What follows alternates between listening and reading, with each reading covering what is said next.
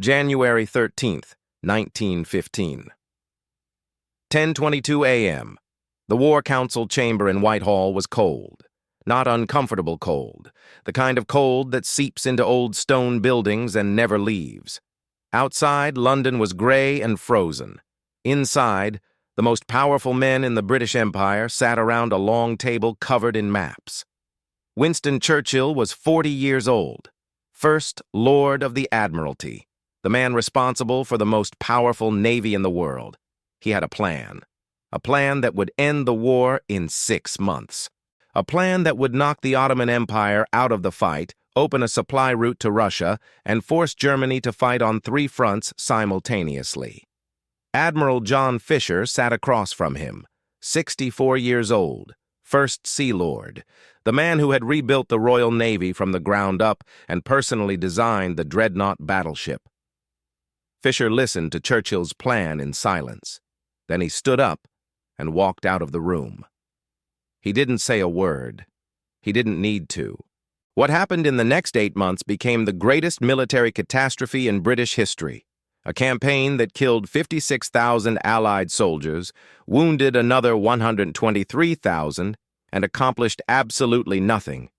Churchill knew the risks. His own admirals had told him the plan wouldn't work. He ignored them anyway. This is why. Before we go further, if you've never heard the full story of what happened at Gallipoli, stay with this until the end. Because this isn't just about a failed military campaign. It's about what happens when the most powerful man in the room decides he knows better than everyone else. And it's about what that decision costs. Not him, but the men who had no choice but to follow his orders. If that kind of story is what you're here for, subscribe now. We cover decisions like this every week. To understand what Churchill was thinking in January 1915, you need to understand what the war looked like from inside Whitehall. It was supposed to be over by Christmas. That was the assumption in every capital in Europe when the guns started firing in August 1914. A quick, decisive campaign, 6 weeks at most. The armies would maneuver, one side would break, and the diplomats would negotiate terms before the harvest was ruined. Instead, something no one had predicted happened. The Western Front froze. By December 1914, both sides had dug trenches from the Swiss border to the English Channel, 475 miles of mud, barbed wire, and artillery. The French had lost 300,000 men in the first 4 months. The British Expeditionary Force, the professional army that Britain had spent decades building, had been virtually destroyed. Field Marshal Sir John French, commanding British forces in France, sent London a report. His army needed 100,000 shells per day to support offensive operations. Britain was producing 22,000. The generals on the Western Front had a solution: more men, more shells, more attacks across the same ground that had already cost hundreds of thousands of lives. Churchill thought they were wrong. He wasn't alone.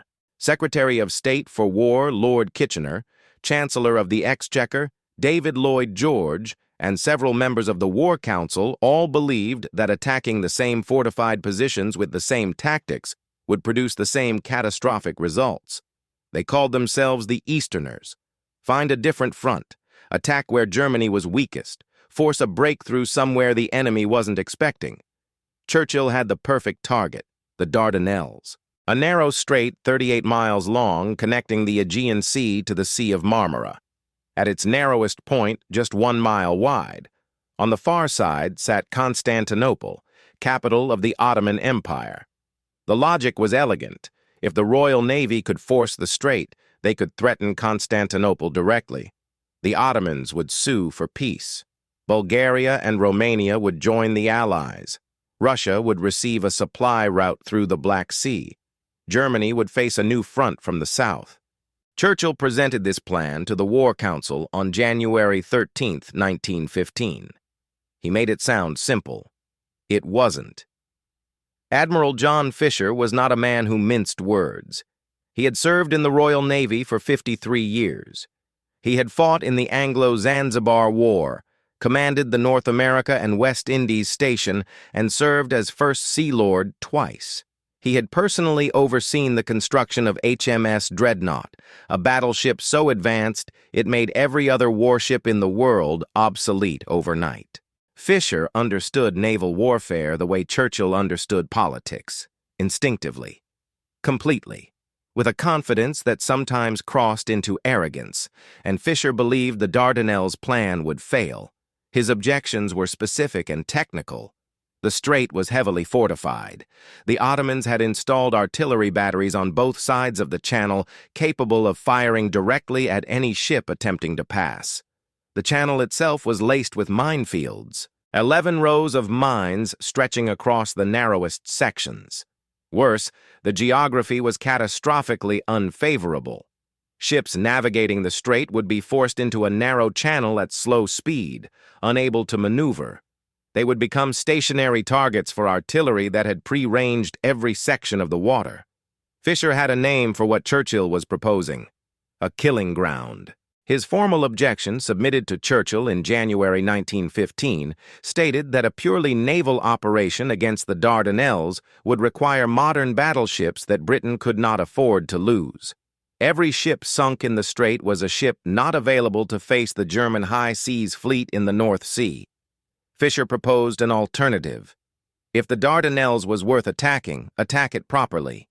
A combined naval and ground assault. Ships forcing the strait while troops landed simultaneously on the Gallipoli Peninsula, overwhelming the artillery positions from land. Churchill heard this objection. He acknowledged it. He overruled it. His reasoning: a naval-only operation would be faster, cheaper, and avoid the politically unacceptable cost of ground casualties at a moment when Britain was already struggling to explain the losses in France. If it failed, the ships could simply withdraw. No permanent damage. Fisher heard this argument and understood something Churchill apparently didn't. Ships don't withdraw from minefields after they've been sunk. The naval operation began on February 19, 1915.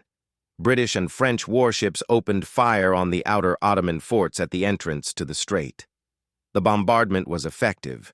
The outer forts were reduced to rubble within days. Landing parties went ashore and destroyed the remaining guns. In London, the reaction was euphoric. The newspapers declared the operation a success. Churchill told the War Council that Constantinople would fall within weeks. Inside the strait, the reality was different. The outer forts had been decoys. The real defenses were inland, protected by terrain, dug into hillsides where naval gunfire couldn't reach them. The minefields were intact. And the Ottoman commander, General Otto Liman von Sanders, a German officer sent to modernize the Ottoman military, had used the weeks of British preparation to reinforce every defensive position in the region. The naval commanders on the scene understood what they were looking at. Vice Admiral Sackville Carden, commanding the Allied fleet, sent London a cable. The operation would be slow. Progress would be measured in yards, not miles. He needed more time, more ships, more minesweepers. Churchill's response: accelerate the timetable. The political situation demanded results. Carden suffered a nervous breakdown and was evacuated from his command.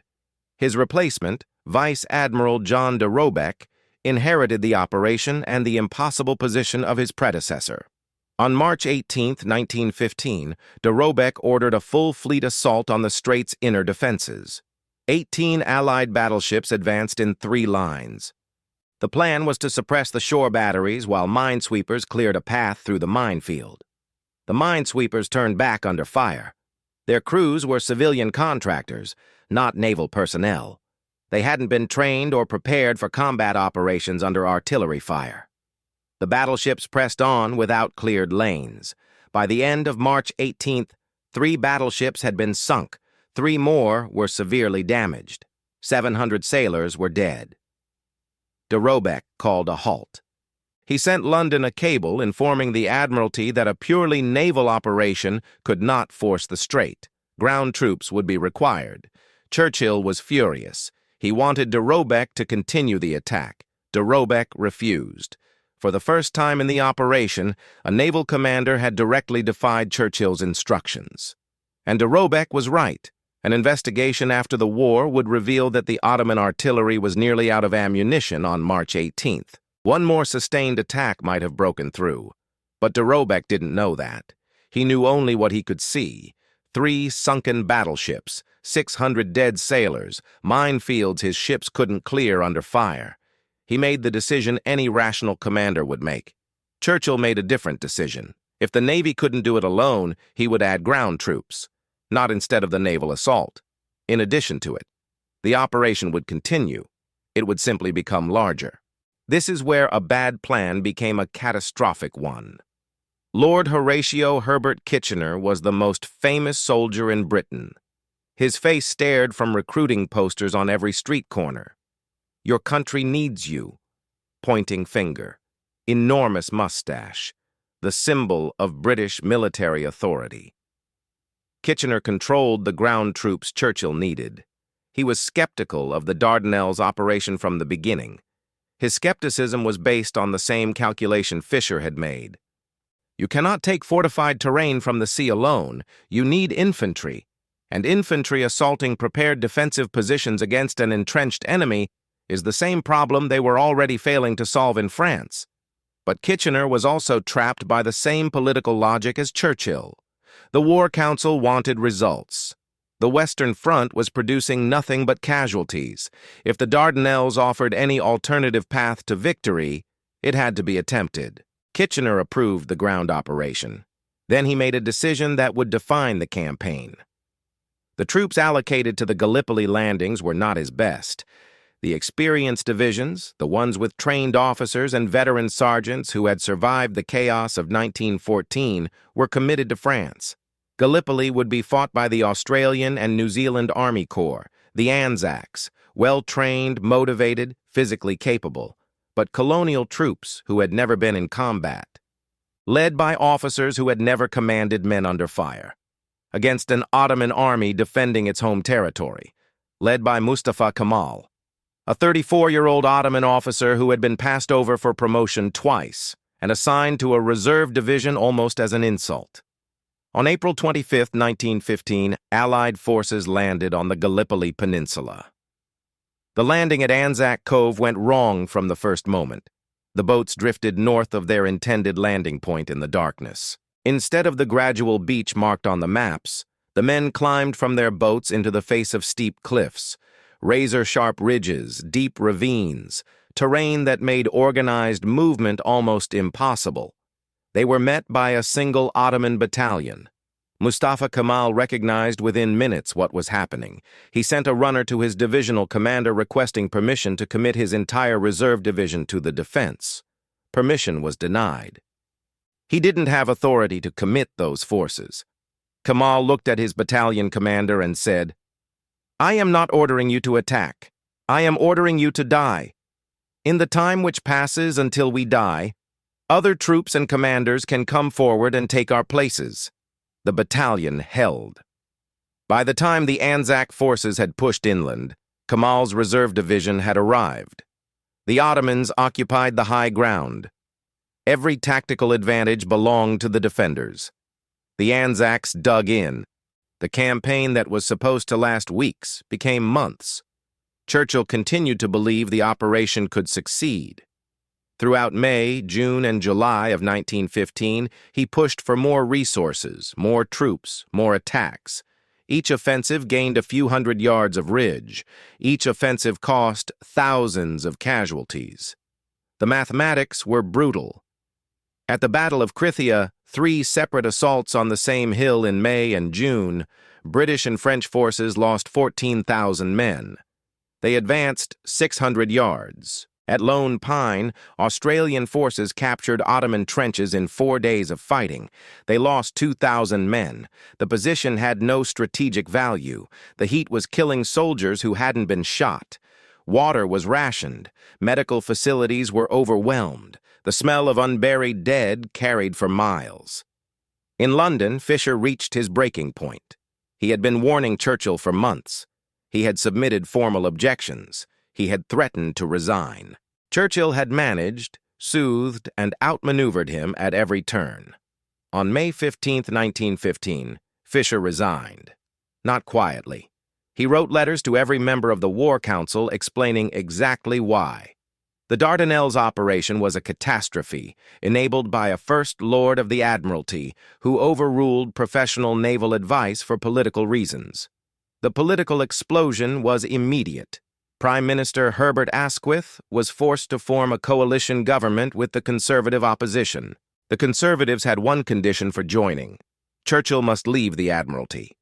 On May 25, 1915, Churchill was removed as First Lord of the Admiralty. He was given a minor cabinet position, a role with no real power, a title without responsibility, the political equivalent of being sent to your room. Churchill was 40 years old. His career appeared to be over. He later wrote that the loss of the Admiralty was the worst thing that had ever happened to him. He described sitting in the cabinet room, watching other men make decisions he should have been making, while the operation he had designed continued to bleed itself dry in the Aegean. He had started something he could no longer stop. The man sent to fix Gallipoli was General Sir Ian Hamilton. Hamilton was 62 years old, a veteran of a dozen colonial campaigns, and one of the most respected soldiers in the British Army. He was also given an impossible task: take a peninsula that had been defended and reinforced for 3 months with forces that were exhausted, depleted, and demoralized.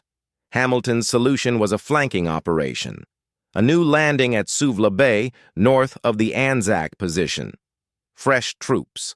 Surprise. A chance to finally capture the high ground that had been the objective since April. The Suvla Bay landing on August 6, 1915, was initially successful. The troops landed almost unopposed. The Ottoman defenders were scattered and surprised. Then the British commander at Suvla, General Sir Frederick Stopford, made a decision that still baffles historians. He stopped. His troops had landed. They held the beach. He ordered them to halt and consolidate before advancing on the undefended heights. Stopford's explanation: his men were tired and needed water. While Stopford's men rested on the beach, Ottoman reinforcements arrived. Mustafa Kemal recognized the threat immediately. He force-marched his division 15 miles in the summer heat to reach the heights above Suvla before the British could. When Stopford's men finally advanced, the heights were held. Hamilton relieved Stopford of command. It didn't matter. The opportunity was gone. In December 1915, the War Council made the decision that Churchill had resisted for months: evacuation. In a campaign defined by failure, the evacuation was the only operation that went perfectly. 83,000 soldiers were removed from the peninsula over 2 weeks without a single casualty. The Ottomans didn't know it was happening until it was complete, a masterstroke that came 8 months too late. The final accounting: Allied forces, 56,000 dead, 123,000 wounded, 8 months of operations, 0 strategic objectives achieved. Ottoman forces, 56,000 dead, 107,000 wounded. Their empire was weakened but not broken. The supply route to Russia was never opened. The Eastern Front received no relief. Russia would collapse into revolution in 1917, in part because of the logistical stranglehold that Gallipoli was designed to break. Churchill didn't accept retirement quietly. In November 1915, he resigned from the cabinet entirely and requested a commission as an officer on the Western Front. He commanded the 6th Battalion, Royal Scots Fusiliers, in the trenches near Ploegsteert in Belgium. For 6 months, the man who had sent hundreds of thousands of soldiers into combat experienced the front line himself. He walked the same mud, heard the same artillery, understood in his body what he had only understood in his mind.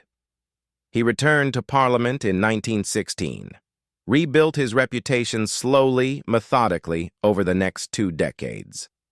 By 1940, when Britain faced the worst crisis in its history, Churchill was Prime Minister. He made different decisions in 1940 than he had made in 1915. When his military advisors told him the evacuation at Dunkirk was impossible, he didn't override them with political logic. He listened, he pushed, and he adapted when the reality on the ground didn't match his assumptions. The man who had ignored Fisher in 1915 had learned, at enormous cost, what happens when you confuse the brilliance of a plan with its feasibility. Fisher died in 1920. He never reconciled with Churchill. In his final years, he wrote that Gallipoli had been entirely preventable and entirely predictable. He was right on both counts. Mustafa Kemal became Ataturk, the father of modern Turkey. The man who had held the heights above Anzac Cove with a single battalion became the founder of a republic that still exists today. The Gallipoli campaign is still taught in every serious military academy in the world, not as an example of what to do, as an example of what never to do. Imagine Churchill on the night of May 25, 1915, sitting in his office at the Admiralty for the last time, watching the removal men clear his desk. Somewhere in the Aegean, men were dying in the dark under Ottoman artillery. Men whose presence on that peninsula was the direct result of his decision to proceed when every professional told him not to. He had believed the plan was right. He might even have been correct. The post-war analysis showed the Ottoman defenses were closer to collapse than anyone knew on March 18th. But that's the cruelest lesson Gallipoli teaches. Being right about the destination doesn't mean you're right about the road. Fisher understood the road. He had spent 53 years learning where naval operations could and could not go. His resignation wasn't cowardice or obstruction. It was the clearest possible statement a professional can make. I will not put my name on something that will kill men for no purpose. Churchill heard that statement and overruled it. 56,000 families received telegrams. Leadership is not the courage to pursue your vision against all opposition. Sometimes it is. More often, leadership is the discipline to ask whether the people telling you no might know something you don't. Eisenhower understood this at Dien Bien Phu. Kennedy understood it in Cuba. Churchill learned it at Gallipoli. The hard way always costs more. Churchill spent the rest of his life defending the Gallipoli decision, not the execution, but the strategic concept. The idea that a breakthrough at the Dardanelles could have shortened the war by years. He may have been right. We'll never know. Because the plan that existed on paper and the operation that actually happened were two entirely different things. Like most catastrophes, they make perfect sense until they don't. If this breakdown showed you something about the gap between strategic vision and operational reality, share it with someone who thinks history is just dates and battles. It's not. It's decisions, made by real people, under impossible pressure, with incomplete information, and sometimes it's the decision to listen that saves more lives than the decision to act. Like and subscribe for more deep dives into the decisions that shape the modern world, and the men who made them when they had no good options left.